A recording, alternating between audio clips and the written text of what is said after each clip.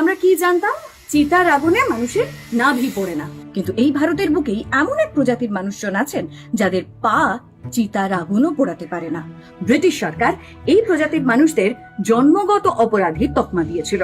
দিনে 10-12 ঘন্টা লবণাক্ত মরুভূমিতে দাঁড়িয়ে কাজ করা এই উপজাতির নাম আগারিয়া। গুজরাতের লিটল রান অফ কচ্ছ, যেখানে দিগন্ত আর সাদা লবণের মাঠ মিশে যায়, আগারিয়ারা প্রায় 600 বছর ধরে এখানে কাজ করে চলেছে। ভারতের 1/3 লবণই আসে এখান থেকে। সমুদ্রের থেকেও 5-6 গুণ বেশি লবণাক্ত জল পাম্প করে তুলে এই চৌকোনা ভেড়িতে হয় লবণের চাষ।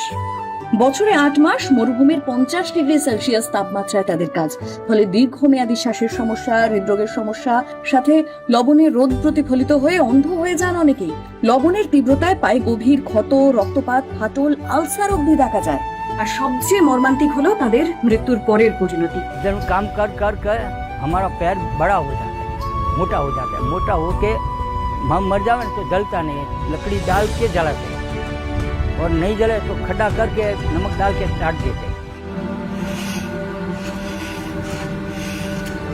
সবথেকে ইন্টারেস্টিং বিষয় কি জানো, উপজাতি হলেও ভারতের স্বাধীনতা সংগ্রামে এই আগারিয়াদের অবদান কিন্তু কম ছিল না। গান্ধীজির লবণ সত্যাগ্রহের ডাকে সাড়া দিয়ে ইংরেজদের লবণের খনিতে কাজ করা বন্ধ করে দেয় এই আগারিয়ারা। নিজেদের তৈরি লবণ তারা দেশীয় মানুষদের মধ্যে কম দামে বিলি করে দিতেন। শুধু তাই নয়, সিপাহী বিদ্রোহের সময়ও তারা স্থানীয় বিদ্রোহীদের রসদ সরবরাহ করতেন। আগারিয়ারা মূলত ছিল যাযাবর, কোনো এক জায়গায় তাদেরকে পাওয়া যেত না, তাই ইংরেজরা এইসব প্রজাতিকে ভয়ও পেত।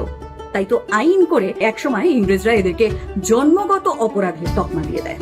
স্বাধীনতার পর সেই তকমা সরে গেলেও অবস্থার কি পরিবর্তন হয়েছে আগারিয়াদের? বর্ষা শেষে অক্টোবর মাস নাগাদ গোটা দেশ যখন আলোর উৎসবে সেজে ওঠার জন্য প্রস্তুত, ঠিক সেই সময় আগারিয়ারা পায়ে পায়ে রওনা দেন কচ্ছ এর জনমানবহীন মরুভূমি বা রানের উদ্দেশ্যে। বাঁশ, খড়, প্লাস্টিকের ছাউনিতে গড়ে ওঠে তাদের অস্থায়ী সংসার। এখনো তারা কাজ করেন 15 পয়সা রেটে। হ্যাঁ, ঠিক শুনছো, 1 কেজি লবণ উৎপাদনের পরিবর্তে প্রতি আগারিয়া পারিশ্রমিক হিসেবে পান মাত্র 15 পয়সা। পরিবার যখন পাতে একটু এক্সট্রা লবণ নেবে, তখন কি এই আগারিয়াদের কথা মনে পড়বে তোমার?